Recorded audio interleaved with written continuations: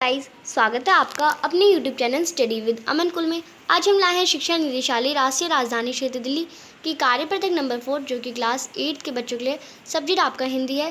Date है जिसकी 3 अगस्त 2021। आप अपना नाम और अपने कक्षा अध्यापक का नाम लिखेंगे। तो आज की वर्कशीट में हम मुहावरे देखेंगे। ऐसा कथन जिनका शाब्दिक अर्थ सामान्य होता है जबकि उनका दूसरा अर्थ विशेष होता है वह मुहावरे कहलाते हैं। जैसे कमर कसना। अब यहाँ पे मुहावरे होता क्या है, जिसका अगर हम शब्दों से लिए तो उसका सामान्य अर्थ होता है, पर अगर हम उसका विशेष अर्थ ढूंढें तो उसका दूसरा अर्थ होता है। तो वही शब्द हमारे क्या कहलाते हैं, वही कथन हमारा मुहावरा कहलाता है।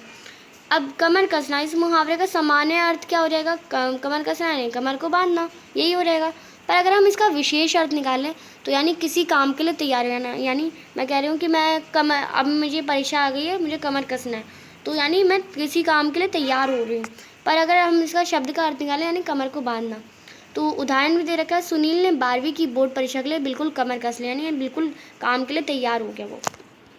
नीचे दिए गए उदाहरण के अनुसार आप भी मुहावरों वस्तु के सामान्य व विशेष अर्थ बताएं तथा उनके वाक्य में प्रयोग। यहाँ पे आपको उदाहरण दे रखे हैं, आपको सामान्य अर्थ लिखना है, विशेष अर्थ लिखना है और वाक्य प्रयोग भी लिखना है। तो फर्स्ट है आपका मुहावरा दे रखा है उंगली उठाना, यानी हाथ की उंगली उठाना सामान्य अर्थ। पर विशेष अर्थ है, जो सामान्य अर्थ होते हैं ना वो इंपॉर्टेंट नहीं होते, विशेष अर्थ इंपॉर्टेंट होते हैं, ये आप ध्यान रखें। विशेष अर्थ यानी किसी पर दोषारोपण करना। खुद को सुधारने के बजाय दूसरी पर उंगली उठाना आसान होता है, यानी पहले खुद को सुधार लेना चाहिए तब दूसरे पे उंगली उठानी चाहिए। फिर हमारा पापड़ बेलना, यानी खाने वाले पापड़ को बनाना, ये सामान्य अर्थ हो जाएगा, शाब्दिक अर्थ। बट अगर इसका विशेष अर्थ देखें तो बहुत संघर्ष में जीवन व्यतीत करना, यानी पापड़ बेलना पड़ रहा है मुझे इतने सारे काम करने के लिए, नौकरी पाने के लिए बहुत पापड़ बेलने पड़ते हैं। तो ये आपका आंसर हो जाएगा। यहाँ पे आपको कुछ और सेंटेंस दे रखे हैं, इन सेंटेंसेस को करते हैं। तो आपका सेंटेंस है हाथ पाँव फूलना। इसका आप सामान्य अर्थ लिखेंगे हाथ पैरों में सूजन आना। अगर हाथ पाँव बोल रहे तो सामान्य अर्थ हाथ पाँव में सूजन आना। विशेष अर्थ हो जाएगा घबरा जाना। वाक्य प्रयोग हो जाएगा अपने सामने सांप को देखकर मेरा हाथ पाँव फूल गया, यानी मैं घबरा गई पूरा। प्रश्न जो चौथा है आपका लोहे के चने चबाना। तो इसका सामान्य अर्थ और विशेष अर्थ आप देखें। सामान्य अर्थ होगा बिना भीगे हुए चने खाना। विशेष अर्थ हो जाएगा बहुत कठिन कार्य करना या संघर्ष करना। वाक्य प्रयोग हो जाएगा 10वीं की परीक्षा में कठोर परिश्रम करने के करके पहला स्थान प्राप्त कर लोहे के चने चबाना जैसा था। यानी बहुत कठिन कार्य करा, संघर्ष करा मैंने 10वीं की परीक्षा में, देन मुझे पहला स्थान भी प्राप्त हुआ, तो मेरा एकदम लोहे के चने चबाना जैसा था। फिर है पेट में चूहे दौड़ना। तो इसका सामान्य अर्थ हो जाएगा पेट में कुछ चलने जैसा महसूस होना। विशेष अर्थ हो जाएगा बहुत भूख लगी होना। तो वाक्य प्रयोग हो जाएगा सुबह नाश्ता नहीं किया तो आप पेट में चूहे कूद रहे हैं। फिर है मुंह ताकना। तो मुंह ताकना का आपका सामान्य अर्थ देखते हैं। सामान्य अर्थ हो जाएगा इसका दूसरे का मुंह देखना।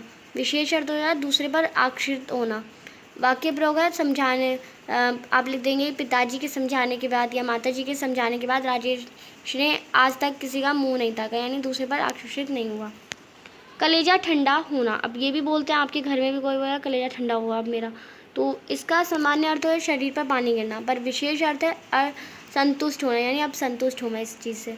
जब रवि की नौकरी लग गई तो उसकी माँ का कलेजा ठंडा हुआ, यानी संतुष्ट हो गई कि अब सारा जो वो है वो काम संभालेगा।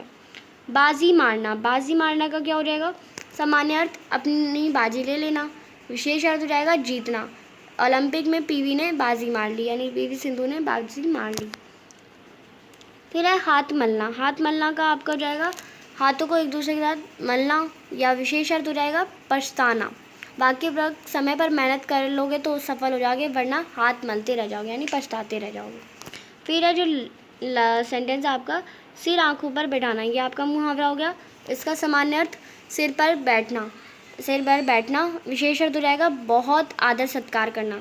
वाक्य प्रयोग हो जाएगा रमेश जब से बड़ा अधिकारी बना है लोग उसे सर आंखों पर बिठा रहे हैं। फिर जो लास्ट सेंटेंस है आपका चार चांद लगाना। चार चांद जो आपका मुहावरा है उसका सामान्य अर्थ हो जाएगा चार चांद लग जाना। विशेष अर्थ हो जाएगा शोभा बढ़ाना। वाक्य प्रयोग हो जाएगा हसीना की आंखों में काजल लगाने से उसकी खूबसूरती में चार चांद लग गए। तो ये आप कर लेंगे। तो आपकी जो आज की वर्कशीट है वो कंप्लीट होती है। आई होप आपको सारे मुहावरों के सारे अर्थ अच्छे समझ आएंगे। आपको विशेष अर्थ जो होते हैं वो याद करने होते हैं, सामान्य अर्थ वो याद नहीं करने होते, वो बस ऐसे आपको समझाने के लिए बता रखा है। तो आज की आपकी वर्कशीट कंप्लीट होती है। अभी तक आपने मेरे चैनल को सब्सक्राइब नहीं करा है तो प्लीज़ मेरे चैनल को सब्सक्राइब करें और उसके बाद आने वाले बेल आइकन को प्रेस करें, जिससे आपको हर वीडियोज़ के नोटिफिकेशन मिलते रहे। हम आपके लिए इतनी मेहनत करते हैं तो आप एक सब्सक्राइब तो ज़रूर कर सकते हैं।